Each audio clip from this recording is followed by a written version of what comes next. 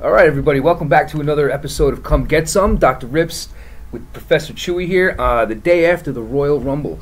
And it was a pretty good event yesterday. Always a lot of talk going on right before the Royal Rumble. Rumors swirling rampant, swirling around like a bad fart. And, there's always people talking about who's going to be in the Rumble, who's going to be doing this. Ray, what's up, brother? Who's going to be a surprise entrant? Now we have two Royal Rumbles with the women. We made our predictions last week, and I must say that I did pretty well on my predictions here. I think I did too. Did I? Well, we got them right here. So we're going to kick it off. We're going to go in the order, the weird order that they kind of went in last night. But nonetheless, a good event. There were some surprises. Typically the Royal Rumble brings back a lot of big name guys for to be surprise entrants.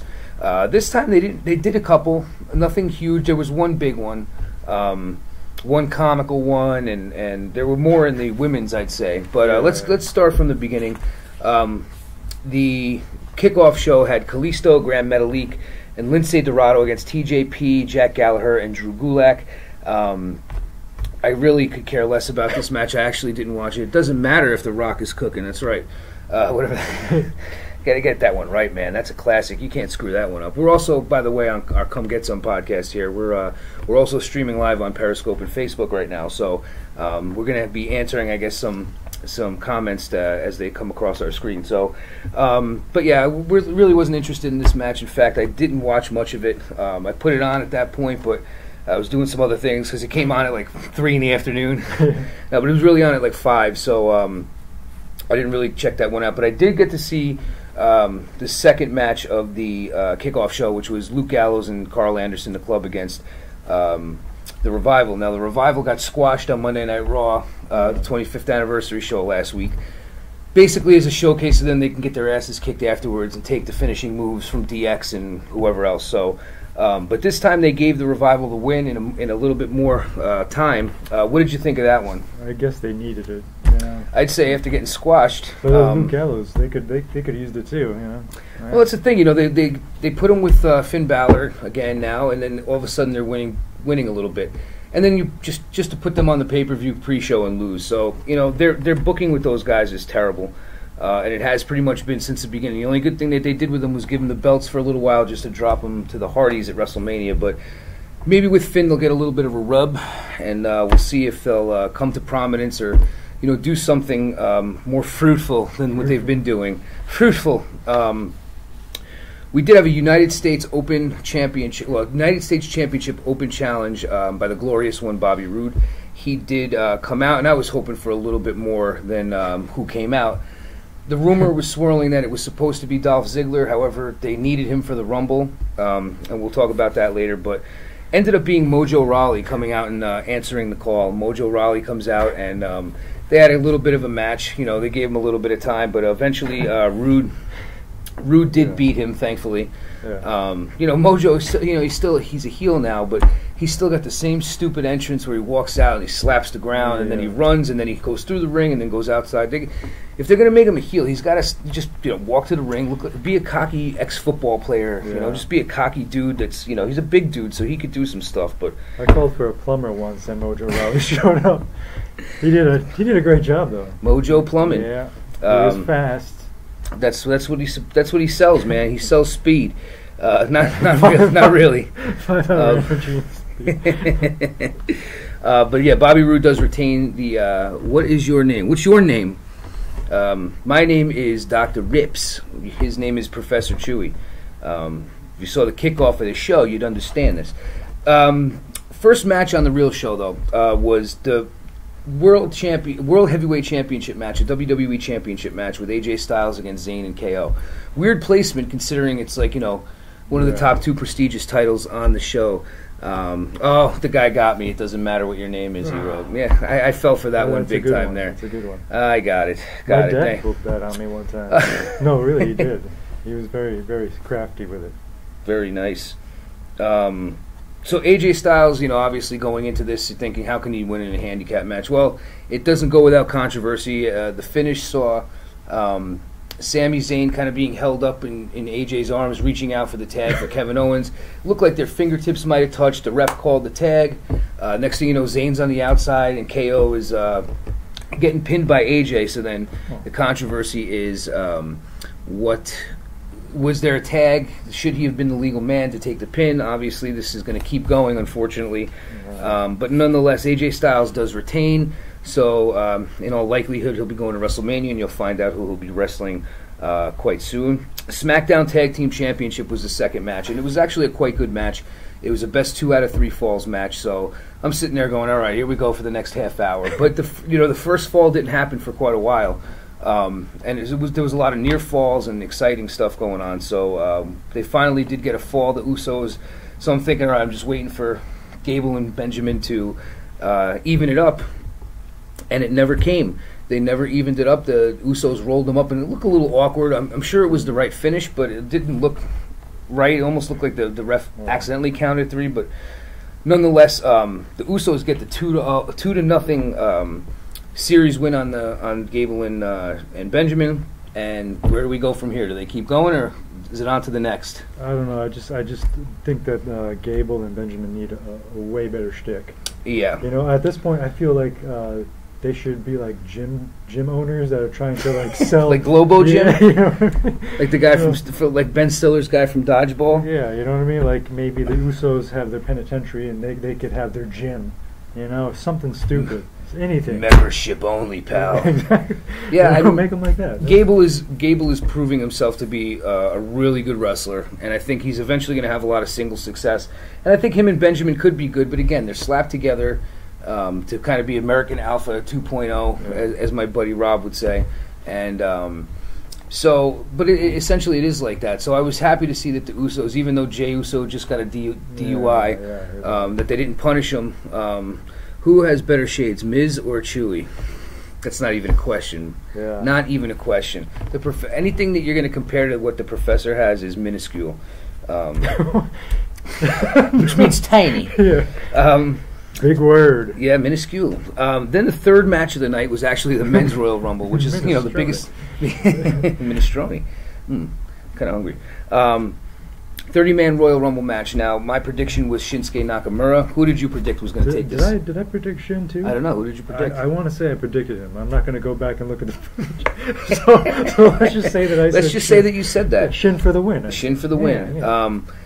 Real exciting. We'll run down some of the guys. I think I picked the Viper. No way. No, did I? I was probably reliving the last Royal Rumble. We're a little burnt here, guys. We're sorry. But in order, eventually, we had Rusev. Empire Country.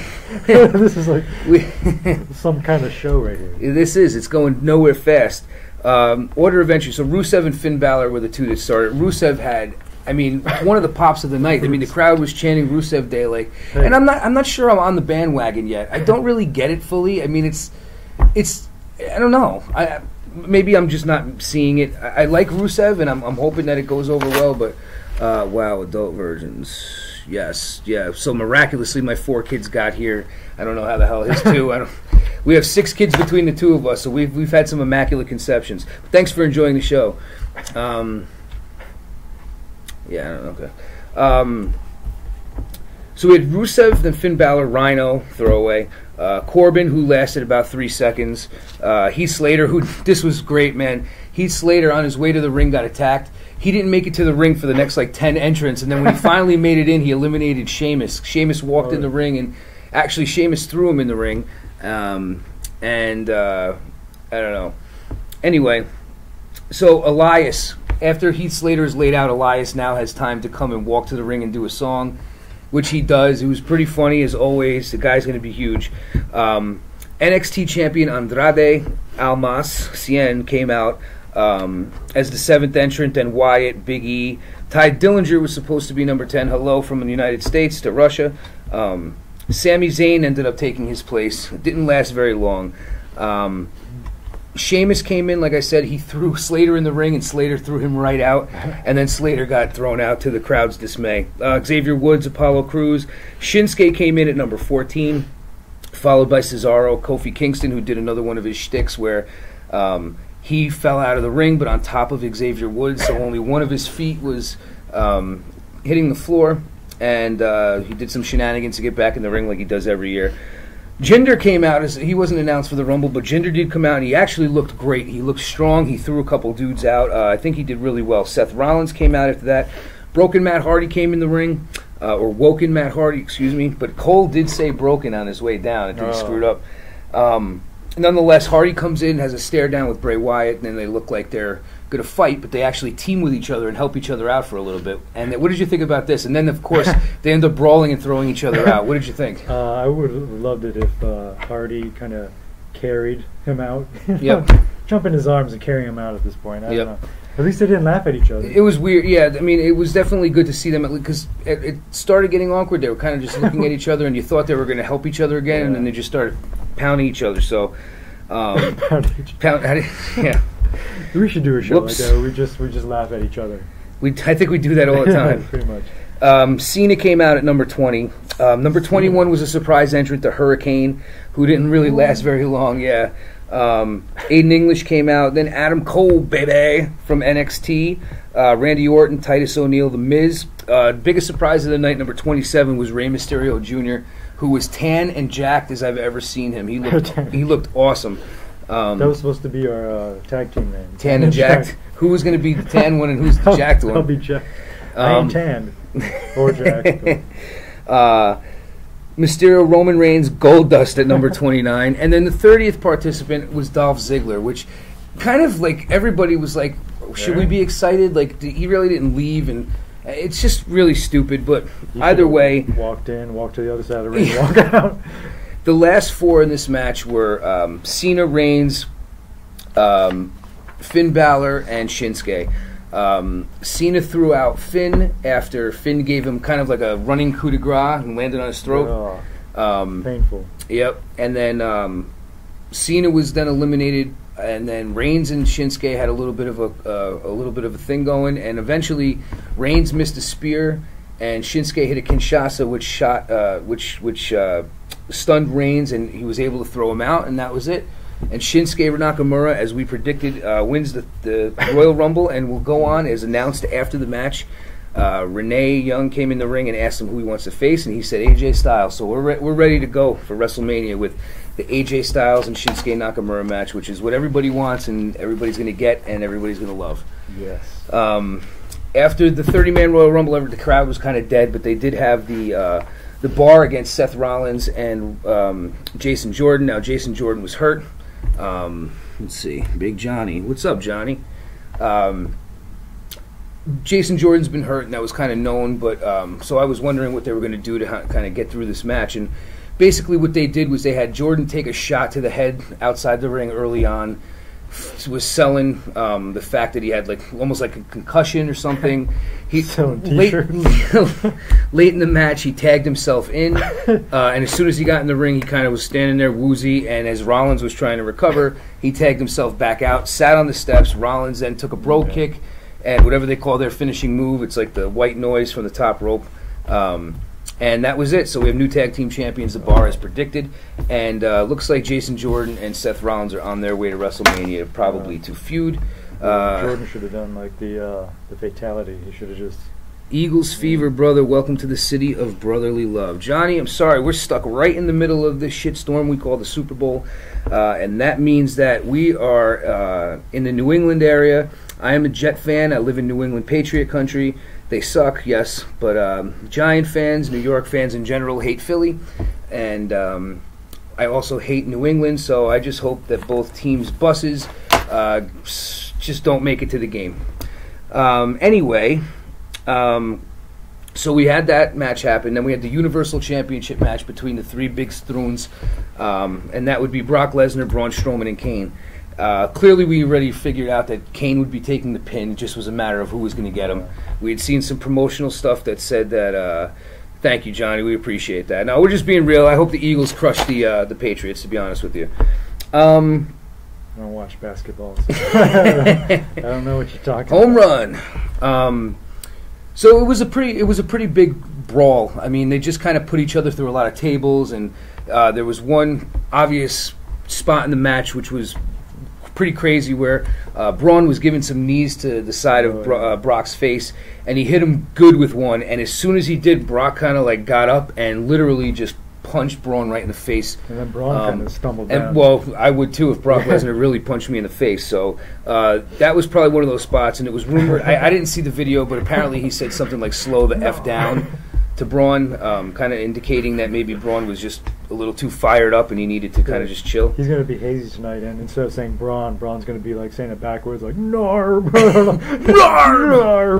Narb. But the match ended with Braun was on the apron. Brock pushes Kane into Braun. Braun falls off. F5 to Kane. Match over. Brock heading to WrestleMania as champion, obviously going to take on Roman Reigns. He's got to get through the Elimination Chamber first, but no doubt that he'll come out of it with the belt. And then we had the historic 30-woman Royal Rumble. First time ever. Brock a beast. My son is going with his boy. There you go. Yes, sir. 30-woman Royal Rumble match, first time ever. Interested to see. They had about, I think it was 17 or 18 women announced for it, so clearly 12 spots open. Who are they going to be? Sasha Banks and Becky Lynch opened it up, which was pretty cool. Two of the favorites, and two of the bigger stars in the women's division. So they opened it up.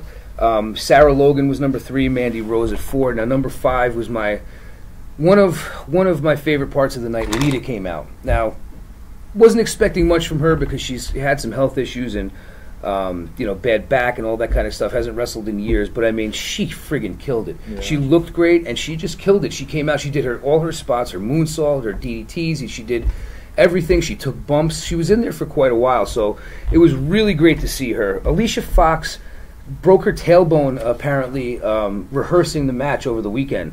And her replacement was Kairi Sane from NXT, who's the next Asuka. She's pretty much is that the elbow? The elbow chick, yep. Oh, and she's awesome. She came out. She actually gave the elbow. Tamina Snuka came out, looked like me last night, minus the beard. She looked, I like Tamina, but she looked really heavy. I don't know. She didn't look like she was in great shape, but she whooped my ass. So I'm not gonna mess too much with her. But Dana Brooke was after that. Tori Wilson at number 9, looking great. Was in the match for a few minutes, not too long. Liv Morgan, your new favorite. Yes. Molly Holly, who also came out and looked really, really good. Lana, Michelle McCool, Undertaker's wife and former women's champion, was awesome in the match. She lasted the longest, I think, out of the Legends. The Legends. Yes, Ruby Riott, Vicky Guerrero, which was a crappy spot. I liked Vicky, but she just came out going, "Excuse me," like 20 times, and then walked in the ring, and then the girls just threw her out. It was pretty stupid, but. Carmella came out, and Vicky hit her with the Money in the Bank briefcase, and then Natalya, Kelly, which was a nice surprise. Would have been better if all these people weren't on the Raw 25 to kind of give it a little more juice, but nonetheless, we just saw them a week ago, so whatever. Jacqueline, who's older than most of them, I guess, was in the match for a few minutes. Nia Jax came out and destroyed people. NXT Women's Champion Ember Moon was a surprise at 23. Beth Phoenix. Now, I can't get over, one of the things I couldn't get over last night is how good the women, not like, hot, pretty, just how good the women looked in shape, and they looked like, a few of them. I mean, Beth Phoenix looked better than she did when she was wrestling. She looked exactly like she did the whole 9. She's in great shape. She, and these girls were taking bumps. They haven't done it in years. Beth Phoenix looked awesome. Number 25 was Asuka. 26 was Mickie James. Number 27 and 28 were Nikki and Brie Bella.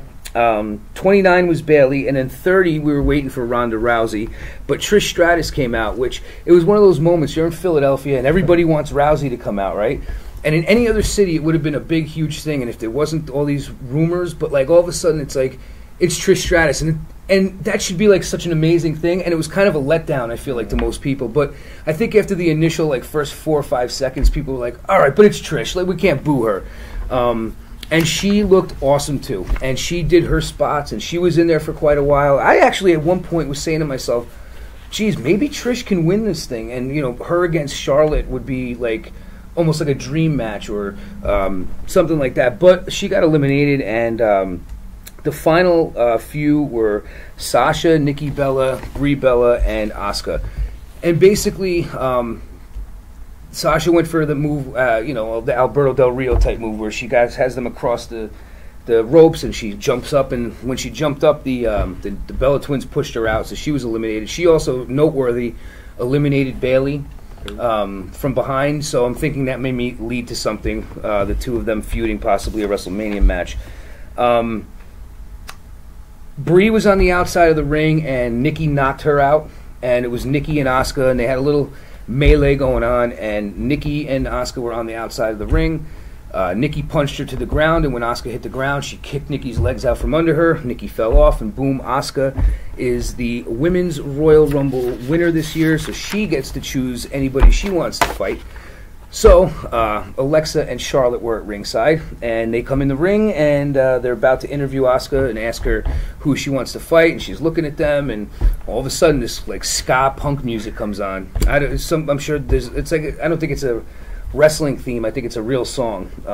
And then the crowd goes nuts when they put up the Ronda Rousey graphic. Out comes Ronda Rousey. She walks to the ring. No physical altercation, which really bothered me. It should have done something. Even if she wasn't a participant. Grab somebody out of the crowd and put an armbar on him. Yeah, knock somebody out. I mean, it was set up for her. I mean, she could have been a participant, but they don't want to give away her wrestling yet. That's fine. They have her come out. Let her take out one of the people, then start the feud that way. But it appears that she's not going to be in a feud with any of them, and we'll get to that in a second. But nonetheless, she comes out, points at the WrestleMania banner that's hanging from the rafters. That always bothers me when I know who started that, like pointing at the WrestleMania. It was kind of like an Undertaker and Triple H, but they kind of like looked at the thing and looked at each other.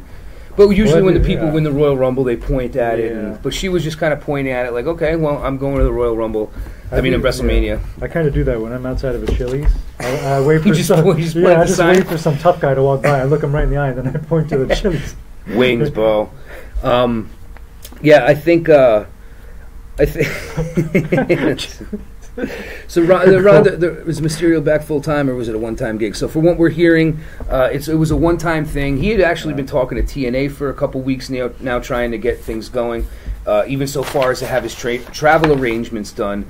But WWE got him for a one-night thing. I think they were really impressed with the pop that he got, and I'm hoping to see him again because he's never looked better. And he doesn't have that long to go, I'm sure. I mean, he's been wrestling forever. So, but it was great to see Ray, and it's great to see you on here, Ray. So, but the Rousey thing was disappointing. She could have gotten into it, and it ended with her leaving the ring and shaking Stephanie McMahon's hand, trying to shake Asuka's hand. Asuka slapped it away, and she left. So, where that leaves us, we'll see. The rumor is right now that Rousey is going to tag with a male partner. They're hoping The Rock, which was kind of laid out a couple you too, Ray. Kind of laid out a couple years ago, but it looks like they're trying to do that. I was even reading that if that doesn't come to fruition, then maybe they'll put Braun in that spot. But again, it'll be against Triple H and Stephanie McMahon. Stephanie McMahon. So it looks like in the women's picture, we're looking at Alexa Bliss versus Nia Jax for WrestleMania, and Charlotte versus Asuka. So with that, we're going to give a couple predictions for matches that look to be on the card for WrestleMania so far. So obviously we've got AJ versus Shinsuke, which is going to be amazing. Roman Reigns against Brock Lesnar, which has pretty much been penciled in all year. Charlotte versus Asuka, Alexa versus Nia Jax, Ronda and The Rock, or Braun versus Triple H and Stephanie. I've also been hearing a lot of Braun versus The Miz for the Intercontinental Belt, that they're going to be really pushing The Miz hard until WrestleMania, and Braun will be the guy. Cena against The Undertaker has been the big rumor. If Daniel Bryan does get cleared, which I'm hoping he does, because man, so many good matches that he could have with so many of these guys right now. And he was my favorite guy before he got hurt. America is serving Zionism and wasting your money in war. So when you do Periscope, we get a bunch of these yahoos that come on from wherever the hell they're from, and they just write all this political stuff. Clearly, we don't look like politicians, do we? No. Or that we're... Vote for me. Certainly, I'm not sure what a Zionist looks like, but I'm pretty sure it doesn't look like this. I've seen The Matrix. From Mount Zion. But I would love to see Daniel Bryan come back, and who would he fight? But I'm thinking Shane McMahon. They've been building something up. They've been building something up with that, or it could be the Miz if he decides to go after the Miz, because he always has these altercations with the Miz. But could we see Seth versus Jordan? That could be another one on the horizon. Obviously, we got some tag team matches and stuff like that. But we'll see what happens there. So pretty quick. Couple things, like I was saying before, Dudley's are good. Oh, I wasn't talking about the Dudleys. Mysterio's thing was a one-time shot, but they would like to re-sign him. He does not want to do a full schedule. I wanted Braun to be the champ too. I think Braun would be great. You know, one of the things that's coming too down the pike is Bobby Lashley is coming back to WWE. He stopped negotiating with New Japan, and now he'll be on his way back to WWE. And after WrestleMania, he will be feuding with Brock Lesnar, which will be crazy. Mysterio could help 205 Live. Mysterio's too big for 205 Live. I mean, yeah, he could help them, but again, that's not what he's coming back for if he's coming back for one final run. Yes, it would be great to see him against guys like Kalisto or some of these other young guys, but it would also be great to see him against like Seth Rollins or see him, against AJ Styles. I mean, AJ versus Rey Mysterio would be friggin' awesome. Styles, Mysterio versus Shin. You know, you've got Mysterio versus Finn Balor. I mean, there's so many different ways you can go. So I think if they did get him back, I don't think he would be on 205 Live, that's for sure. Dudleys look like they're going into the Hall of Fame. The Dudleys, possibly Ivory, Bam Bam Bigelow. Ivory, I haven't heard that. Yeah. There's a few names, but the Dudleys were announced today officially to join Goldberg so far. So we're looking forward to. I mean, the Hall of Fame is shaping up to be really good this year. Kid Rock is rumored to be the celebrity wing. He's rumored to be a celebrity. Kid who? Kid Rock. I gotta be, dude. I saw Kid Rock. I saw Kid Rock at Woodstock '99. He was one of the best guys there. He's a real talented dude. Just never panned out, I guess. I like Kid Rock. Oh, Christmas. Ba with the ba, my friend. Good day. So we'll see. You know, I'm interested to see what happens on Raw this week and SmackDown. We may even be back with another show this week. We will see about that. But do you have anything else? Any anecdotes for the people out there, especially this guy and wherever the hell he is, calling us communists? I was thinking about the Dudleys, and for once, I would like them to, when they get a table, if like there's an old couple playing bingo, and they just swipe everything off the table. Get the tables. Yeah. Congratulations to the Dudleys and everybody else who makes it to the Hall of Fame. And congratulations to you for watching this. We appreciate it. We love you for it. And tune in next time when we review this week's Raw and SmackDown. We review this week's show. We review this little black dot in the middle of... Black Unicorn. TakeOver was great. Yes, it was. TakeOver, I didn't mention TakeOver. Real quick, TakeOver... always exceeds expectations. Every time there's a new takeover, it's new people, and I go, it can't be better than the last one, and it is. Aleister Black, I'm telling you right now, is going to be one of the biggest guys in WWE when he comes up there. He is so badass and great. He will be the next NXT champion, I guarantee it. He will probably take on Almas at WrestleMania, TakeOver New Orleans. He's awesome. Gargano is awesome. Almas is awesome. Adam Cole is awesome. Think could be a good heel. Think, are we talking about Aleister Black? Yeah. I mean, he's a natural heel. He's a quiet dude. He's tatted from head to toe. I mean, he looks like a heel. Make him a super baby face. So, right now he's a baby face, and he really doesn't seem like much of one. He had an unbelievable match with the Velveteen Dream, who's also going to be a big star. He had an unbelievable match with him, and then followed that up with an awesome match with Adam Cole the other night. But TakeOver is great. From the tag team match with the Authors of Pain and Undisputed Era, the last two matches on the card were just ridiculous, though. I mean, the Gargano match was awesome, and the Adam Cole and Aleister Black match was awesome. I could watch NXT all day long. I don't get enough of it, which is why they're as good as they are. They're taking that old school formula that the WWE had in the 80s and the early 90s, and they're just doing the same thing. Short and sweet shows every week, but you know what's going on. You see everybody you need to. You don't see everybody every week. They do it perfectly. Triple H has a good grasp on what's going down there. and they're only getting better. I mean, they just got War Machine, they just got Ricochet, and not to mention EC3. EC3 was there at NXT Takeover, which means that he will be a part of NXT going forward, and he will be a force there. Him and Ricochet are going to be ridiculous. Candice LeRae, Johnny Gargano's wife, is signed by them, who you saw at Takeover. So the future is looking great. It's just about WWE when they get up to that level, putting them in a good spot and their writing. So we'll see what happens with that. But Professor, another great week, my friend. Yes. We will see you guys next week. Take care, brush your hair, and we'll see you.